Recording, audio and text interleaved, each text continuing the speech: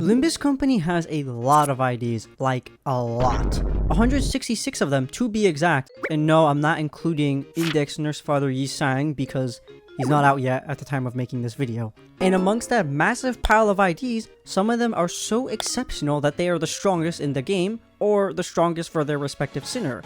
On the other hand, some are so bad that you just forgot they exist in the first place, or are still in denial on how Project Moon even conceived an idea so terrible.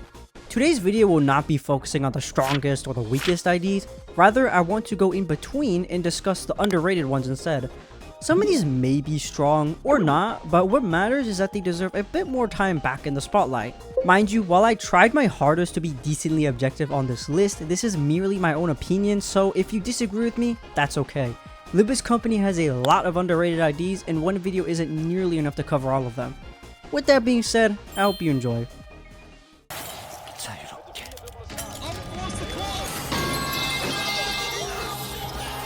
For Yi Sang, let's go over LCE Ego Lantern Yi Sang. Lantern Yi Sang is honestly a funny case for Rupture. Much like other 2-star IDs, they aren't really the best, but they do have niches or roles that they can fulfill pretty well, e.g. Butler Faust with Sinking Count and Echoes of the Manor, but I digress. Lantern Yi Sang is essentially a moderately tanky Rupture count focused ID. He unfortunately has the curse that earlier IDs have of not being able to inflict a Rupture if they exceed 15 potency in 3 counts worth of Rupture. Most people use him for his combat passive granting ego resources upon death, which is fair, but his combat passive and unique status effect Fairy Lure actually help him with his already high potency and count. The fact that he has unbreakable coins on his skills, along with his sanity functioning the same as IDs like Wild Hunt and the Lord of Hongyan Honglu, this clearly points towards him being a bad damage dealer, but a good status inflictor instead.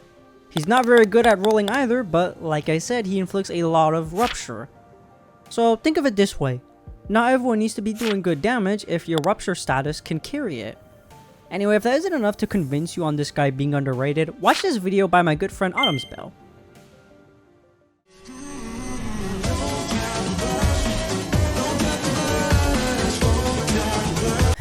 Next, we have another Rupture ID. Unfortunately, 7th Association South Section 4 Faust has been completely overshadowed and forgotten about due to the existence of Faust. Her usage is just really low because of Faust's existence, which is sad but understandable. But to be fair, for being such an old ID, she has surprisingly good count, rolls, and status effects to help out the team. 7 Faust is neutral on her S2, negative by 1 count on S3, and S1, that one has no count at all. Regardless, inflicting Rupture count on Clash Win is really interesting and something I love about 7 Faust. She also has Weakness Analyzed, which essentially weakens any resistance that isn't immune, ineffective, weak, and fatal. She also gets Poise for some reason, which is nice I guess. It's just sorta there and you really only notice it in the Mirror Dungeon though. So please give this idea a go. It might be fun to run some of the 7 fellas instead of the Heisho slop that everyone likes to run, which I get it, but you might want to try something new for once, yeah? 나는 돈 키오테. 라만 차랜드의 돈 키오테다. After a long discussion between me and my fellow managers, I have decided to make an exception and include LCB Sinner Don Quixote here. Every Don Quixote ID is either good or bad, with none of them being really underrated I feel like. This is probably due to her popularity. But if you actually know a true, underrated Don Quixote ID, post it in the comments below, and if I agree with you, I'll pin the comment. LCB Don Quixote is a base ID, meaning that she won't exactly be good, but I do think her rolls aren't actually that bad given her status as a base ID. She is meant to go fast and outspeed everyone else since her S1 gives her haste. She also gets attack power up on her S2, so she actually has a decently high clashing capability for a base ID, and an evade too, which is nice. She does a bit of bleed too, so you technically can put her in an MD bleed team, or a bleed team in general, but in reality, you're probably not going to do much with her or use her for much unless you feel like having a bit of fun or trying something new. But to be fair, I can see why IDs weren't allowed in the fight against Camille, because to be fair, even LCB Sinner Don Quixote was kinda washing his ass.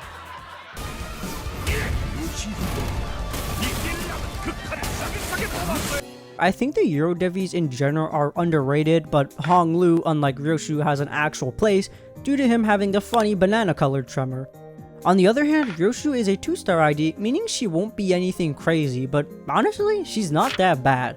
She's serviceable and doesn't directly beat out N Corp Ego Contempt Ryoshu, but that's okay. Not every ID needs to be better than the other, or whatever. She's consistent and a nice change of pace. Admittedly, she's just a normal Tremor ID and doesn't have any fun flavor of Tremor to use, but she does have an S1 follow-up when an ally staggers something, so think of it like Night Owl's Gregor follow-up but from Timu. It does also trigger burst through her combat passive, so there's that, I guess. Anyways, if you're feeling a bit more basic with Tremor, just give Euro Devi Ryoshu a try.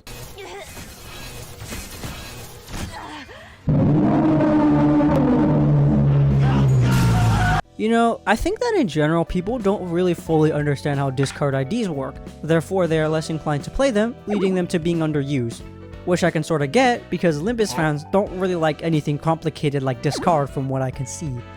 On the other hand, maybe it's not just discard, and I think Dicey Meursault is just a bit underused. Just like Dicey Yi Sang in Rodya, he is meant to gain lots of shield and be a tanky sinking ID. His unique status Erudition is also very good, and he essentially supports any other Dicey, or discard based IDs, by giving them extra shield based on their max HP. All in all, there's a lot more options than you think for sinking, and I like the uniqueness of Dicey IDs and their whole tankiness, their shield, their discard gameplay, and the insight they have. It's cool.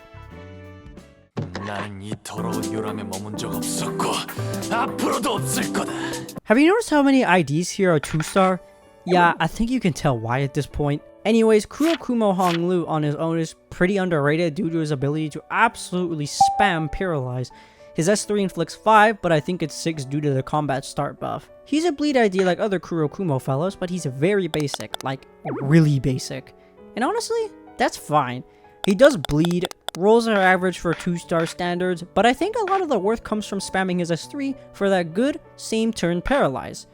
He also reuses coins 1 and 2 for his S2, but yeah, he's a pretty simple fellow otherwise, and I like that about him. He's a great addition to the Kurokumo team, so consider running him in either that, or maybe just a generic bleed team, whatever you like more.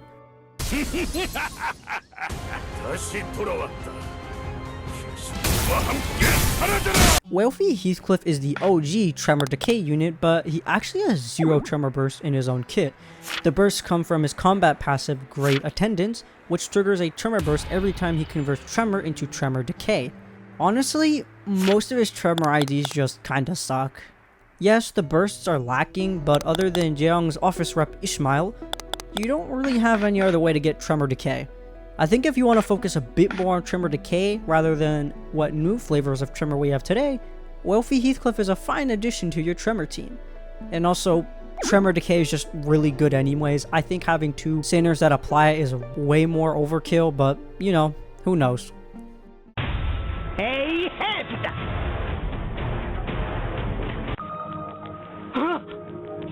Other than the fact that she's a maid, which in of itself is very appealing to the vast majority of the Limbus company community, Maid Ishmael has a very good place in sinking teams. She's a 2-star like many other IDs in this video, but no worry. As someone who's extensively used her, her rolls are average for a 2-star. She's a bit more modern, so she's better than older ones, but the thing is, her rolls or damage aren't the things you want to focus on her. Instead, she's an absolute monster at debuffing. Her sinking count is whatever, everything is count negative except her S3 being neutral, but she's good at applying bind and slash fragility. Her combat passive Deep Cleaning also further increases her negative effect potency by 1, with a limit of 3 times per turn, which is also great. You can run her in a Wuthering Heights group, or if you want, you can run her with Index Yi Sang to further boost his slash power since he is a slash unit. Well, his Furioso that is. 오늘 같은 날은 아침 일찍 일어나야지. 어? 지금 출동하라고? Devya Association, North Section 3 Rodyan, is a great damage dealer, and the reuses on the final coin of her S3 make her pretty good. Her count is bad for the most part, being count negative on everything except her S3, but she's honestly just not meant for that rupture count or potency. She's instead meant to do a lot of damage really quickly, roll high and clash well, and then just dip. It's like burst damage versus sustain damage. Think about which one you'd like. For example, C-Branch Rodya is better for long encounters due to her not having a forced retreat mechanic, along with just being a slower ramp-up ID, while Deviat Rodya ramps up way quicker, does big damage, and just runs away after. There's a reason why she was included in this Lei Hang 2-turn video and not C Rodya. She just doesn't ramp up quick enough for it. And yeah, if you like having an Amazon delivery worker as the keystone damage dealer in your team, and you want something different than the Heisho, then give her a try instead.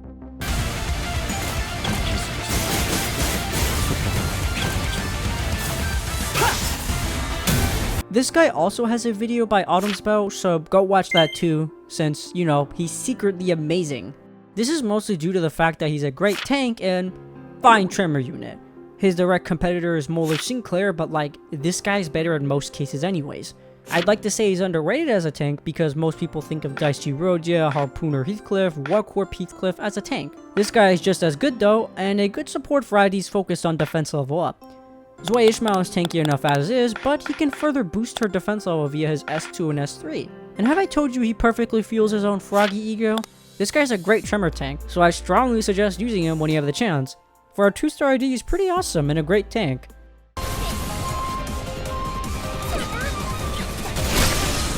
Sync-Q Outis is essentially an evade tank, which is a rather weird spot to be in, but I think it's funny and unique. For a 2-star ID, she actually has pretty good rolls, enough to get by in modern content like Canto 8 or 9.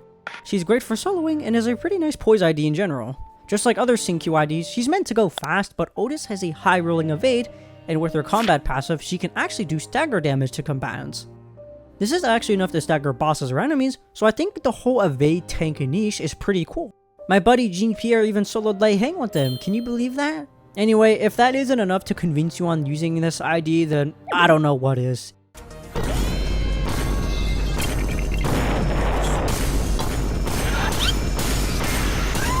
As some of my good friends have told me, this ID is pretty underrated. He has pretty average rolls for the most part, as average as a 2-star ID can be, but is very good at applying debuffs, namely offense level down and plus coin drop. Trusted sources tell me that he can apply a fat chunk of offense level down in the mirror dungeon, along with plus coin drop of course. But even outside of the mirror dungeon, I genuinely do like this guy. And yes, he's a good addition to a Kumo clan team, so if you want to, definitely include him. I don't really have much to say here, like I usually do, but I'll be trying my hardest to move on to the new style of videos I've been doing lately, those being my shorts, you know, the only short I have actually, my long form videos. So please bear with me. Anyway, thank you for watching.